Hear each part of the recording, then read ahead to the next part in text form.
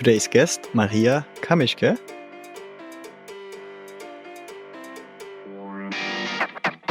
Do you also have certain frameworks in place what you can use in terms of maybe there is a business case for a certain, you want to roll out compensation plans and then a bonus structure for a commercial unit? Is there already something what you regularly build out, or is there something what you would individually build for companies? I would always build it individually for companies, but the way how you build it can be basically recycled. So for a use case, or for instance, getting budget for benefits, for instance, oftentimes question that the business asks is, okay, how can we measure return on invest? Because it costs a lot of money, but how can we make sure that the people will be actually using it? Does it actually meet a need? And when you ask for a certain budget for a certain benefit, I would assume you have been already doing some research in terms of what is actually needed for the business. How does your employee group look like? Are they all in the same location? Are they office-based, remote? Are they at what age are they? What are the characteristics of the personas in your company? And personas is, for instance, a methodology from marketing, which you can use to group individuals into certain stereotypes of employees. And through that, you make it somewhat comprehensive to give a narrative and a storyline to the business on why you would need certain benefits and hence certain budget to make sure that you meet the needs of these employees. You can also, and this is often used, do an employee survey and ask employees for benefits, and you will always get answers. But you will also get people who will be dissatisfied with the outcome, because what you basically do is ask adults for a wish list for Santa, more or less. And then you find yourself not being Santa, but being somebody who needs to ask for budget. And you will have maybe, let's say, a top 5 of benefits, but you can't tackle them all at once. But you need, for instance, this year you focus on 1 or 2 of them, and the year after you can assess 1 and 2. You can say, okay, both have been successful, or one of them haven't been successful, or both haven't been successful. And then you change for the next year. But you always will find yourself in understanding a demand through a certain methodology, giving a storyline that translates the demand to what the business needs to know in terms of what does it cost us, what will it bring us, what is the outcome, and how we will measure the outcome as well. And then you also find yourself in an iteration of actually measuring this outcome, making sure that you also engage with the business again on, hey, you have been giving me, let's say, 20,000 euro for a mental health benefit. How is actually the activation rate? Maria and I talked about how to get approval from C-level, how to get benefits approved, what benefits worked for her and what not, and how she pitched them, and also how to build a business case to transfer the things you want to get approved into the language the stakeholders want to hear or see it, and also then making sure that everything is organized in a way that you can also measure the return on invest and also get approvals in the future if you need them. Then you can build trust, and then you can spend less time communicating and more time just getting shit done. Then I went home and thought about this sentence. We basically put it on the table. Hiring takes time. People are trained. How to objectively judge certain situations. It's very, very, very, very hard to change things. That was the learning. Entrepreneurs with empathy. To the people side. Today's guest, Maria, and we will talk about how to get more approved from C-level from an HR people perspective. I'm looking forward to that. Maybe we start with a short introduction about yourself. Yeah, sure. Hi, I'm Maria. I live in Berlin. I am actually also a real Berliner, and I am 31 years old. I am a crazy cat lady, even though I don't have a cat, because I am also a passionate traveler. So I decided 4 travels against the cat. And I have been called an HR veteran because I am already for now 12 years in the HR space, have been making my way through HR business partnering, had a privilege to always work in very strategic HR functions and companies where HR has been also had this standing as a strategic function. And 2021, I took a step back from the corporate roles and went into the very exciting HR roles in the startup scenes, and had my first leadership role in a hyper growth scale up, as like every startup was naming itself in 2021, most likely. And ever since I've been in leadership roles, and now I work as VP People and Culture at Lingoda, an online language learning school that is also supporting German healthcare facilities with migrating skilled workers to Germany. Cool. And you're also an ambassador in Berlin for the Human Resource Collective. What's that about? Yes. So the HR Collective is a network for HR professionals without a limitation towards how many years you have been in HR, or if you actually have been in HR. But if you're passionate for HR, you're you already qualify basically as a member. And the spirit basically is about connecting with each other, helping each other, and making sure that we can all support each other when it comes to any functional or personal challenges that you may have in the space. And actually Monday next week will be the first year anniversary of HR Collective already, and we are now like 800 members, out of which 100 are in Berlin. So being the ambassador for Berlin is also quite an exciting role to be in. And the meetings we have are every time filled with very interesting conversations, filled with joy, having a comfort space, and also a space where you can really trust each other and don't need to like hesitate to ask a stupid question or a question that you will be judged for. So yeah, that's that. Cool. And the briefing meeting what we had was really making me curious, because what I really see as a pattern in the people function, I think now it's getting better, but especially from the past, is that a lot of decisions that are having implications on budget or maybe entire company-wide decisions, implications, whatever, they are hard to get and hard to achieve. And people from the people department often don't have the tool set or the confidence to get things signed off and implemented.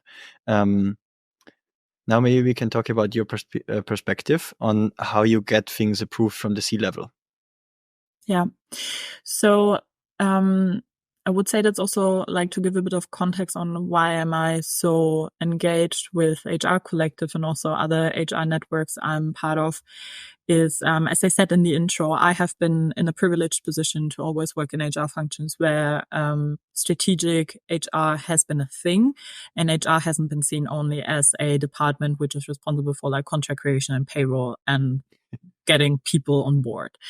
But having this like holistic view on actually people being the asset of the company. And just in the past like 1 or 2 years, I actually understood how I lived in my own bubble of thinking this is the whole reality, and it's not. And many companies still have this old-fashioned way of thinking about HR and engaging with HR, not necessarily because the people are not qualified to do more, or the management wouldn't be open to have more and broader scope assigned to HR.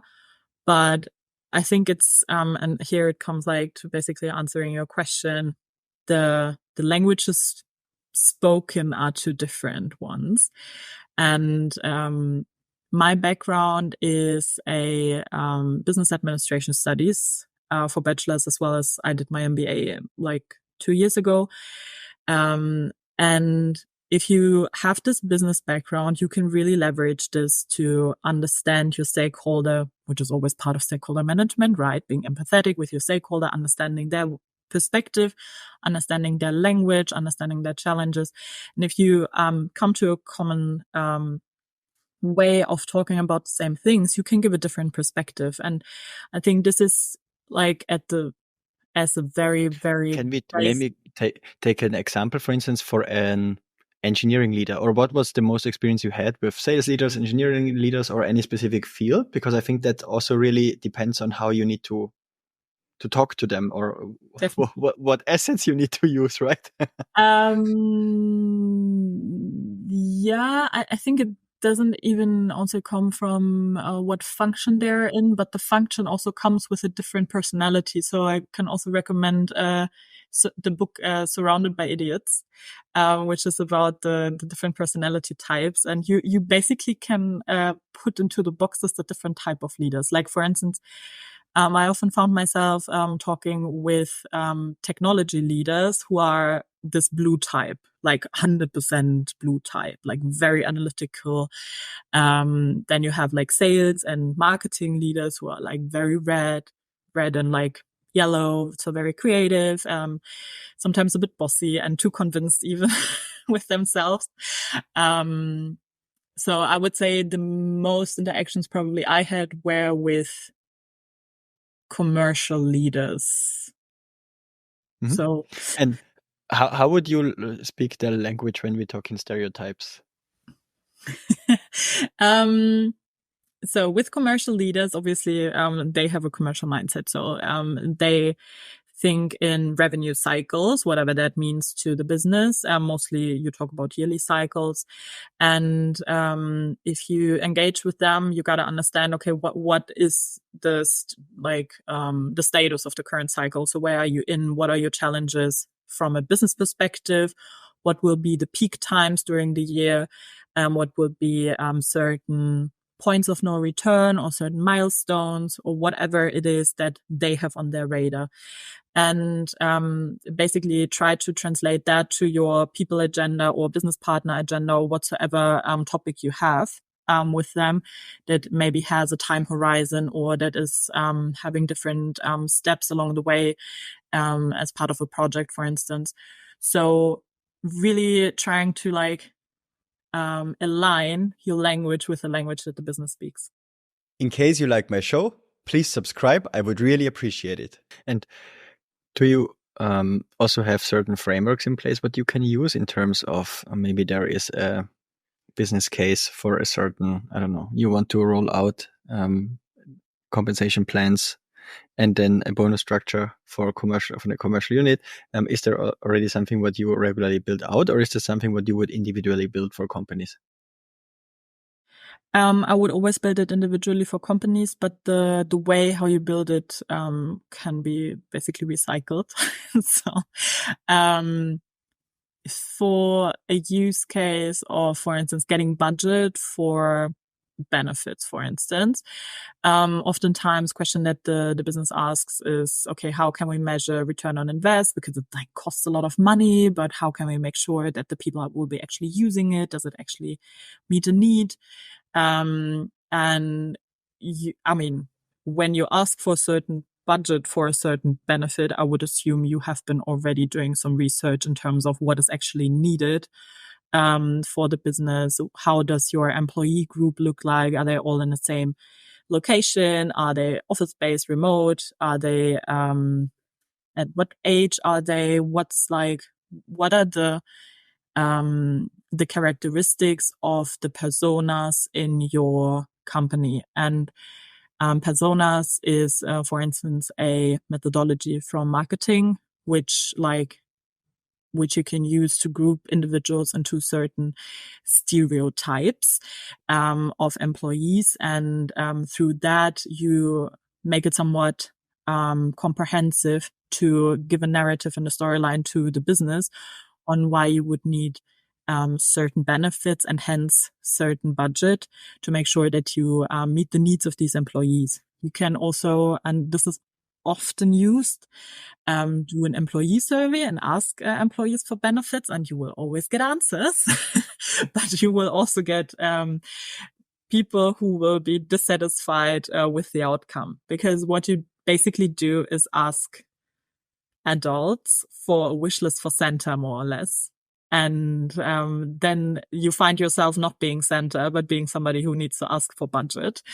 And you will have maybe, like, let's say, a top 5 of benefits, but you can't tackle them all at once. But you need, like, for instance, this year you focus on 1 or 2 of them, and the year after you can assess 1 and 2, you can say, okay, both have been successful, or one of them haven't been successful, or both haven't been successful.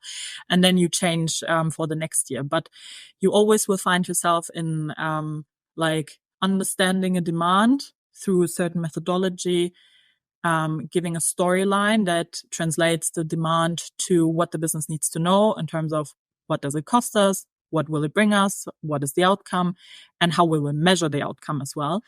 And then you also find yourself in an iteration of actually measuring this outcome, making sure that you also engage with the business again on, hey, you have been giving me, let's say, 20,000 euro for a mental health benefit. How is actually the activation rate? What does it tell us? How do the people use it? Are there any advantages that we can see, either very directly measurable or even indirectly measurable? And through this storyline, you can convince the business to also engage with you further on those topics. Totally. And do you have some benefits and some examples of benefits where you could definitely say and showcase in any company, doesn't have to be Lingoda, yeah, this was successful and this wasn't successful? Do you have examples what you can share? I think that's super interesting for the listeners. So, I think, so I have many examples of benefits. Like, one is, for instance, at Lingoda, we have, completely free language classes. So, if you, are a Lingodi, you can, have unlimited language classes for, German, English, Spanish, and French. And this is a benefit that is required a lot of, other companies. So in the company I worked before, for SellerX, which is an Amazon e-commerce aggregator. Language benefits were one of the most desired benefits, especially from expats migrating to Germany because they wanted to learn German. And here we have it as completely free benefit, but it's not even seen as a benefit. So it is also a kind of like, what do you make out of it? How do you position yourself as a company with those benefits, and how you communicate around it? And we have some employees who are like our language ambassadors, and some employees that never had any lesson and don't even know how our product looks like, right? And so this is like also very interesting. At Lingoda, we also have 2 mental health benefits. One is a healthcare subscription, and the other one, not a healthcare subscription, a subscription for Headspace. Sorry, and the other one is a subscription for Nilo Health, which is a mental health benefits platform. And Headspace, as having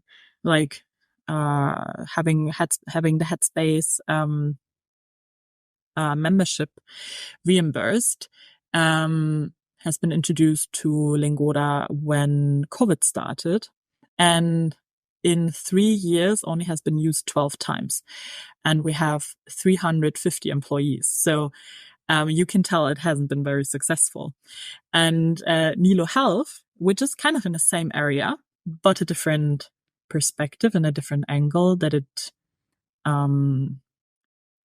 serves a purpose with, which is more of a in-person interaction and more tailored to the individual needs of the employees, is actually used by almost half of our employees, and has been a huge success when we introduced it. And we introduced it because of the Israel-Gaza conflict, where obviously people who are from Israel or people who have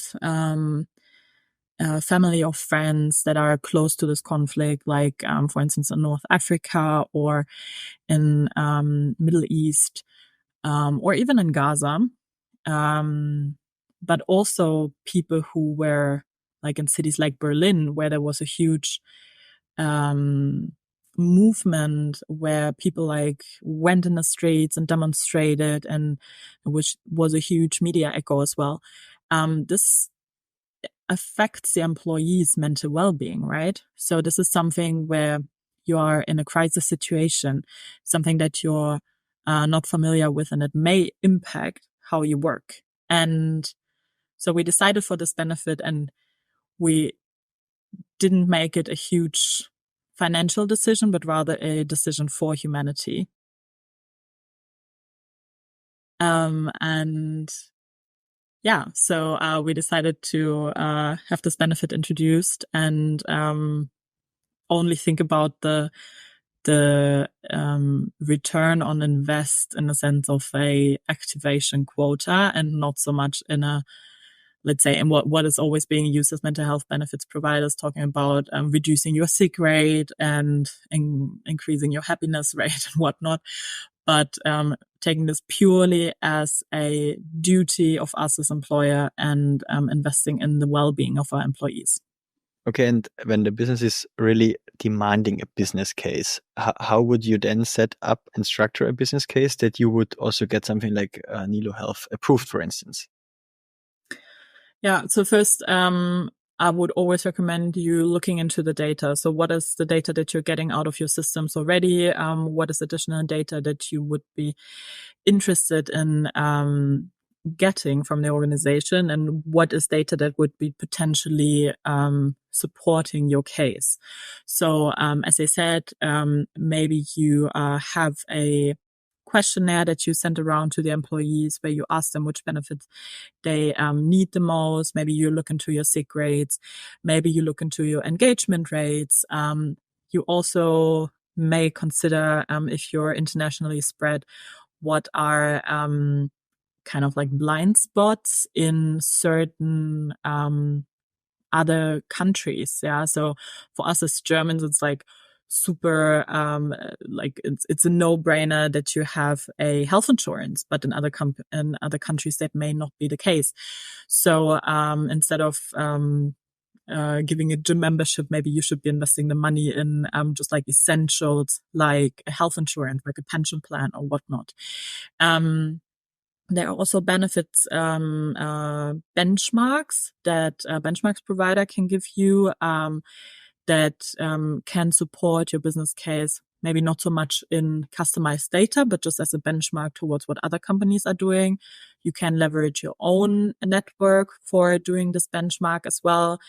If you have a good network, then you can just ask basically your competitors, or make the research yourself. Oftentimes it's in the job description to do the benchmark. But this is all supporting data points that will make your case stronger. And in the end, you always need to look into whether it's really a return on invest that can be measured in terms of money, or whether a certain return on invest would be maybe connected to lowering your turnover rate, or increasing your offer acceptance rate, or whatnot. Like, I mean, there are so many data points that you can look into that have a correlation or indirect connection to benefits, but you need to identify for your customized case what are the data points where you want to move the needle. Definitely, and I think understanding the cause correlation effect, I think that's really key. And I think what also works very well, what I found, is just listening a bit into the organization to understand what maybe some main decision makers are hearing from their people, or what could be pain points that can be framed in a format that it makes sense to say the problems they're talking about can be categorized or framed or codified in a certain way. And then you put an entity into it, and usually it's money or an indirect or direct way to costs, right? Yeah. And then even if you buy something that is also costing something, that the other opportunity costs or costs of delay or whatever it is, are then reduced or eliminated.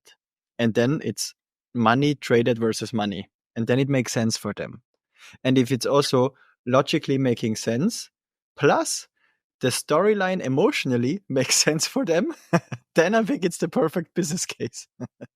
Yeah. So also management is they're just humans, right? And I also need to still understand and learn about the effects of a good storyline, a good narrative, a good visualization. So your slides do need to make sense. Your numbers have to be bulletproof. Yeah. If your numbers doesn't make sense, and it doesn't matter if the numbers actually matter, but if the numbers don't make sense, then the business will be immediately ruining your whole case. And it doesn't matter if the numbers are actually correlated to the case or not.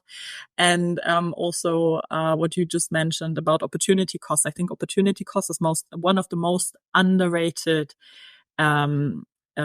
measures of a good storyline. Yeah. So if we think about this narrative of HR is just a cost center, then if we're just a cost center, why do actually so many companies have huge HR departments? Because of the opportunity costs. And you gotta identify the opportunity costs that matter to the business. In case you have any feedback or anything you want to share with me, please send me an email on thomas@peoplewise.com or hit me up on LinkedIn. And in case you really enjoy the show, please subscribe. I would really appreciate it. Do you also have an example where the opportunity costs got you something approved? I for instance, have one. This is, for instance, when we had a critical hiring phase that, for instance, ramping up the product development team for a product that should release, let's say, 50 million in additional revenue, right? That was the business case of them. And then they needed a team of 30 people immediately. But the recruiters, they were already working on roles because these were just net new roles that came on top of the existing headcount, which was already signed off. And this was just new. And then, of course, there was no budget for hiring, and they just did not plan for it, right? And then I just came up with a case to say, okay, if you want to hire these 30 people, let's say, really starting in 1 quarter, then you would need 2 recruiters for them starting immediately. And therefore, we might not even be ready to hire somebody permanently. And if we hire somebody permanently, then we would also maybe afterwards lay them off again or don't need them again or look for work. So why not going for a freelancer or an embedded model? And then it's even that we then came in to say, hey, these are the 2 resources for the next 3 to 6 months you get. If you just fund the project by, instead of hiring 30 people, maybe just 28 or 27, but then you get 27 really approved and the other ones are hired later, then you at least don't have the opportunity costs that there is a big hiring delay or delay of product development.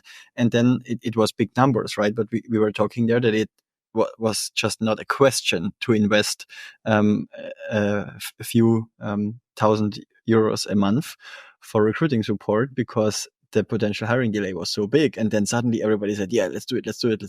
But if you just would say, okay, this cost, let's say, 18 to 22,000 euros a month, then everybody would say that's too expensive because they even cost more than internal people and so on, right? So that's a prime example what I can give for opportunity costs. But maybe you have another one. I think opportunity cost examples for everything related to hiring is very easy to put together. You just need to know your numbers and you know how to do a narrative.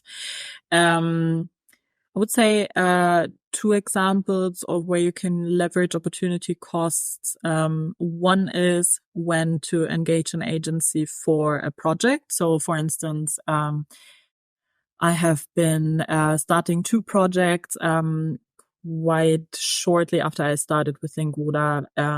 One was to identify the company values of Lingoda, because the company values that we had were like outdated, were from like when Lingoda was still a different company. And the other one was for our employer value proposition. And I said, okay, so I did some research with the agencies on like what would be the scope of the project, what would be the potential price of engaging with these agencies for doing those two projects, and we landed with, I think, something like 60K. Yeah, and so then I was like, okay, so how do you get the 60K approved? Like, you're basically here for 6 weeks and you're asking already for like big money. Yeah, and it was actually in the end quite easy because, we had no internal resources to do that. So very easy case is always to go for the option of hiring somebody, and to hire somebody for the cost of 60K would mean that you would have a hire for, quickly do the math, like 45K gross salary per year, because you have to then add up the employer cost, not even talking about cost of hiring and whatnot. Yeah. And then also the productivity loss of somebody just joining. They wouldn't be 100% productive just when they come in, but like, let's say 3 to 6 months after. And the other one was looking into the probation period pass rates of the hires that we made in the last 12 months. And probation period pass rate wasn't that bad, but if you also looked into the ratio of where we had to end the probation period versus when people actually end the probation period, can give you an indication of, have we hired the wrong people, or have the people agreed to work for us under the wrong assumptions of how the company would actually be like? Because to be fair, an interview process gives you like, let's say 3 to 4 hours in total of having a conversation around what it is like working at this company, while you also need to invest time into how it is like working with me if I'm the candidate. And this employer value proposition and values that we all have as a common like North Star in terms of what is favorable behavior in this company, and what is the guiding North Star in terms of how we make decisions, how we interact with each other, what is favorable in the sense of deciding whether you are a talent or not, besides obviously your business outputs. But if you have clarity about that, you will be getting better at hiring decisions. You will be getting quicker and better at onboarding, because you have already a common understanding.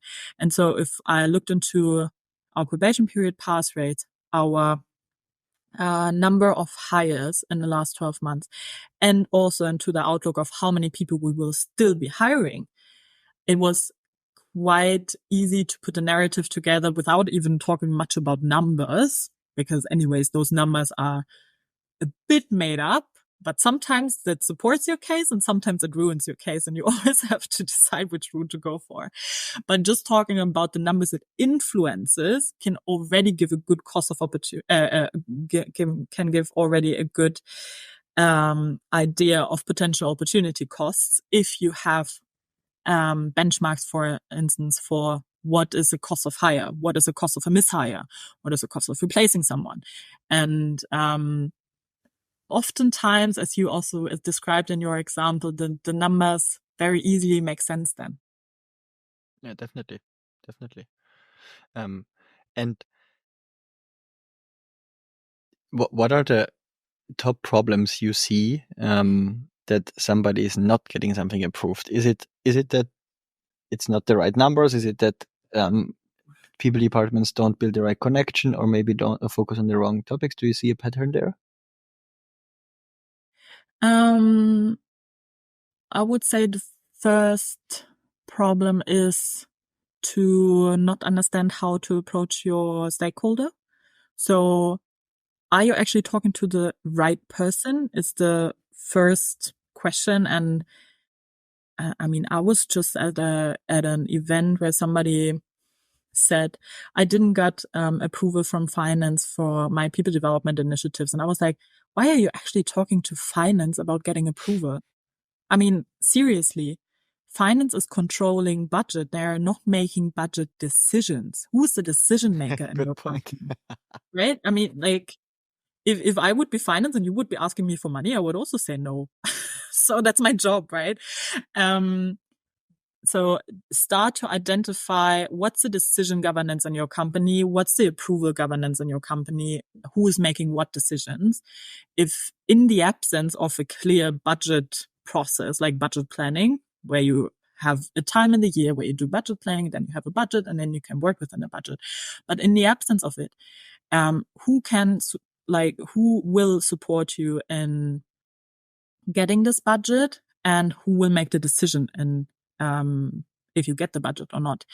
And those are two different stakeholders, because your supporter may be somebody from finance, because they said, well, you haven't been we haven't been planning certain money, but we have saved, let's say 100K because of whatever reasons, because of delays in hirings or whatnot. And so finance can be your ally, but finance can also be your enemy. So it really depends on the case, and it's always important to have a close connection to finance. But really understand who makes the decision, and whoever is making the decision, understand where is their current headspace. So what is it that they're currently being aware of? What is going on in the company? What are they currently working on in terms of overcoming challenges, whether it's investor relations, or it is business challenges, or it's talent market challenges, or it's a big M&A coming, whatnot, and use the momentum of building this into your storyline. If, for instance, investor relations is on top of the CEO's head, maybe it's a very good time to talk about diversity topics and diversity initiatives, because if you do some research about your own investors and look into what is it that investors are actually looking at when they do investor reporting, what are the top priorities of your investor when it comes to what they put into the media, this may be actually a case where you can really shine as a portfolio company. Yeah, but you need to do the research. You need to understand what is it that is currently the hot shit at the desk of the CEO, and from there build your narrative, whether it is built on numbers, whether it is built on emotions, whether it is built on trends. For instance, if you look into what is currently happening in the media. In the media this week, there was this happiness survey, worldwide happiness survey being presented. And Germany has a big drop in I think from place 16 to 29 or something in the happiness score amongst 140 countries in the world. And I mean 140 countries in the world. And guess what? How privileged are we in Germany? How wealthy are we in Germany? And why are we not happy? Yeah. So this is actually also a big thing. If you think about a company that is headquartered in Germany, that has many employees in Germany, obviously parts of the people who answered the survey are also parts of the employees that you may have. And the other one is the Gallup engagement survey for Germany, where it was also very evident that people are increasingly dissatisfied with their employers. People are increasingly disengaged from their employers.